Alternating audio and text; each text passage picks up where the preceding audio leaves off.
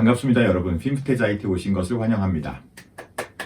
곧 설날 연휴도 다가오고 해서 그 전에 영상을 한 편 찍고자 이렇게 급히 이 촬영 도구들을 꺼냈습니다. 오늘은 이 바이올린을 들고 뭔가를 보여드리는 시간이 아니고 오늘의 주제는 벽에 막힌 당신의 바이올린 실력 이렇게 하면 늘릴 수 있다. 이게 오늘 토크 이야기의 주제입니다.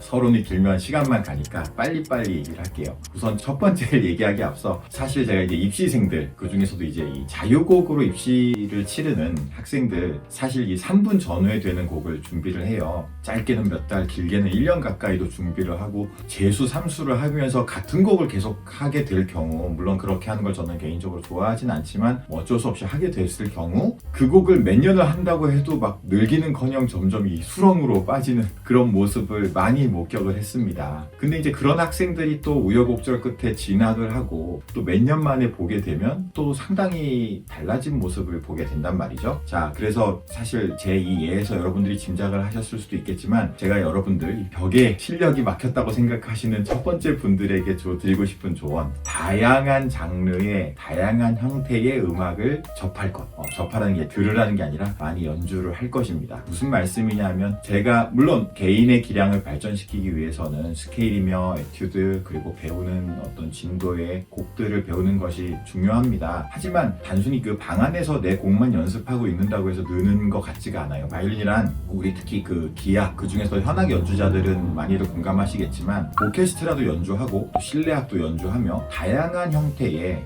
다양한 편성의 연주들을 접하고 그것을 경험할 때만이 풍요롭게 느는 것 같습니다. 물론 개인 기량의 발전은 여러분들 뭐 좋은 예로 아무리 내가 오케스트라 안에서 뭐 20년 동안 하면서 있다고 해서 물론 오케스트라 레퍼토리와 오케스트라를 조화롭게 연주하는 능력, 요령은 늘겠지만 개인의 기량은 또 별개의 이야기잖아요. 발전하는 것은. 근데 그 얘기를 거꾸로 비틀어 하면 그러한 어떤 다른 악기들, 다른 앙상블과의 다른 악기와의 체험을 배제한 채 나 혼자만 방 안에서 그냥 20년 동안 연습한다고 해서 느는 것에 한계가 있는 것 같습니다. 그래서 첫 번째는 제가 이 혼자서 물론 하실 수밖에 없는 환경의 분들도 계시겠지만 가능하면 다양한 형태의 연주를 경험해라. 다양한 편성에. 그래서 아까 앞서 말씀드린 그런 어떤 입시생들도 대학생이 되고 나서 좀 풍요로워지고 좀 뭔가 입시만 계속 치르는 학생과는 좀 달라진 모습을 좋은 의미에서 달라진 모습을 보게 되곤 합니다. 두 번째는 사실 첫 번째와 연계해서 생각하실 수도 있는데요. 혼자서만 연습을 하시건 뭐 아니면 뭐 앙상블 그룹 안에서 연주를 주로 하시건 음악회, 연주회를 직접 그 무대를 서보는 것이 굉장히 중요합니다. 두 번째, 공부가 어느 정도 완성이 되면 꼭 그것을 사람들 앞에서 연주하고 발표하는 그러한 자리를 가지시기를 강력히 권합니다. 왜냐하면 결국 우리의 음악은 작곡가 그리고 연주자 그리고 이걸 들어주는 청중, 제가 좋아하는 나이자 케네디가 항상 하는 말인데요. 이 삼각형의 트라이앵글이 없으면 음악이 완성이 되지 않아요. 마찬가지 이유에서의 스튜디오 레코딩이 좀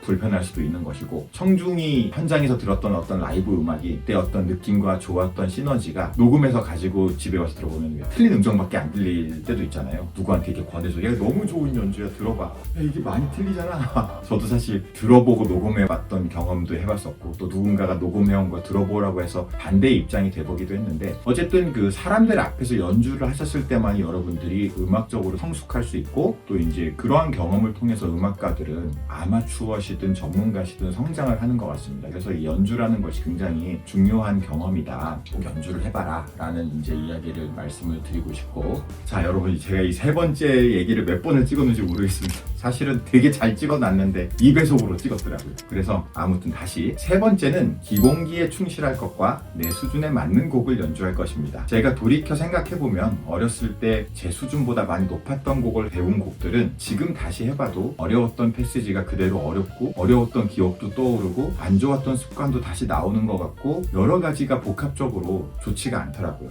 그래서 내가 할 수 있는 수준의 곡을 잘 배우는 것이 나쁜 습관 없이 잘 배우시는 것이 중요하고 기본기에 대한 강조는 여러분들 사실 아시다시피 바이올린이 취미로 하시기에는 굉장히 가성비가 떨어지는 악기잖아요. 우리는 그냥 조금 들어줄만 하게 켜는 것에도 굉장히 많은 시간과 노력이 품이 듭니다. 그래서 역설적으로 여러분들이 이제 기본기 그러니까 뭔가 본인이 하고 계시는 곡 이외에도 스케일, 에튜드 혹은 내가 하고 있는 어떤 나만의 어떤 연습법이나 체조 등이 있으시다면 그것을 게을리하지 마시라고 말씀을 드리고 싶어요. 곰이 마늘을 먹고 사람이 됐다는 그 설화? 빗대어 얘기를 하자면 마늘이 우리의 기본기 같은 거라고 저는 생각합니다. 고통스럽잖아요. 그렇다면 저는 스트레스 없이 나는 사람이 되기는 글렀어. 사람은 여기서 바이올리니스트를 빗대어 말하는 겁니다, 여러분. 그러면 그냥 야생에서 맛있는 거 드시고 계셔도 됩니다. 스트레스 너무 받지 마시고. 하지만 내가 좀 더 이렇게 발전하시고 싶고 나는 좀 시리어스한 그게 전공이든 아니든 좀 나는 진지하고 심각하다 그러면은 꼭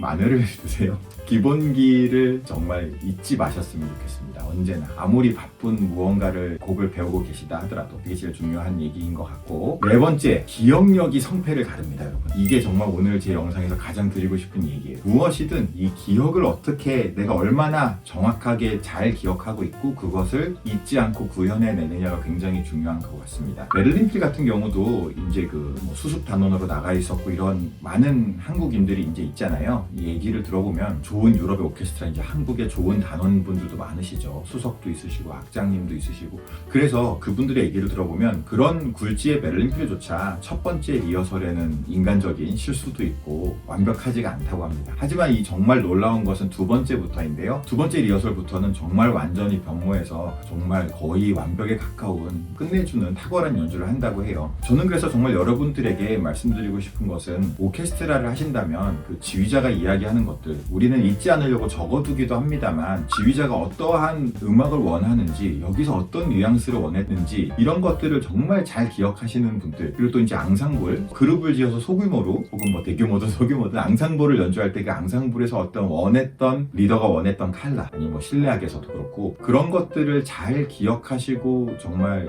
잊지 않고 구현해내시는 사람들이 잘하실 수밖에 없는 것 같아요. 말은 쉽지만 되게 어려운 일인 것 같습니다. 우리는 사람이니까. 그리고 제가 이제 학생들을 지도하고 가르치다 보면은 많이 보는 일인데, 사실 제가 학생들한테 그렇게 얘기를 합니다. 하루에 레슨을 와서 이번 레슨에 정말 단 하나만 배워가서 그거를 너가 잊지 않고 너 몸에 잘 붙여놓을 수 있다면 이 레슨은 굉장히 성공한 레슨이다. 그리고 또 이제 크고 작은 어떤 습관이 있는 학생들에게도 그 습관을 고치는 것을 얘기할 때, 너가 만약에 이걸 단 한 번에 고친다면 너는 거의 세계적인 수준의 학생이다. 하지만 선생님이 생각하기에 10번 이내 혹은 몇 번 만에라도 네가 고친다면 너는 상당히 뛰어나고 우수한 학생이다 라고 얘기를 합니다. 하지만 대부분의 경우는 수십 수백 번이 지나도 고치지를 못하죠. 뭐 기억을 못하는 경우도 있고 다른 걸 신경 쓰느라 이제 잊어버리는 경우도 있으며, 그 가치는 알고 있지만 어떤 테크닉적인 한계와 습관으로 인해서 알고는 있지만 못 고치는 경우도 허다합니다. 그래서 이제 결국 그렇게 되면 선생과 학생 간에 이제 씨름이 되면서 선생님들은 막 화를 내고 윽박지르기도 하고 또 덜어는 사실 포기하기도 하죠. 저는 어쨌든 포기하는 걸 좋아하지 않아서 끝까지 인내심을 갖고 고치려고 굉장히 애를 쓰는데, 솔직히 말씀드리자면 그러한 저조차 몇 년 동안 노력했지만 결국은 고치지 못하던 어떤 학생들의 습관도 있어요. 그래서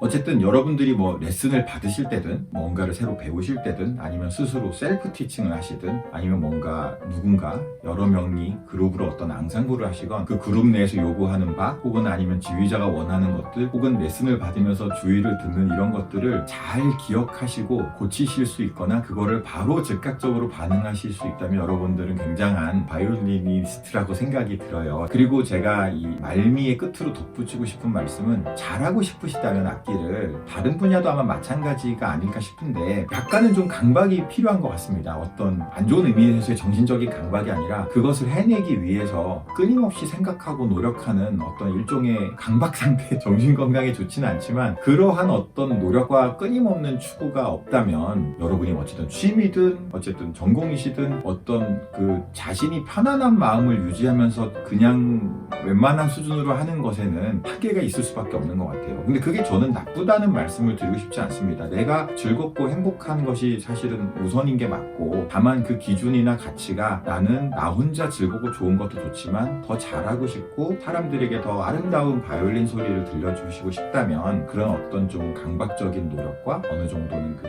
기억력, 얼마나 잘 생각하고 기억하고 잊지 않고 할 수 있는가, 그걸 또 어떻게 내 몸에 장착시킬 것인가, 이런 부분에 대한 추구가 필요한 것 같습니다. 어쨌든 바이올린도 없이 그냥 얘기만 계속해서 죄송하고 즐거운 설날 연휴 되시길 바랍니다. 감사합니다.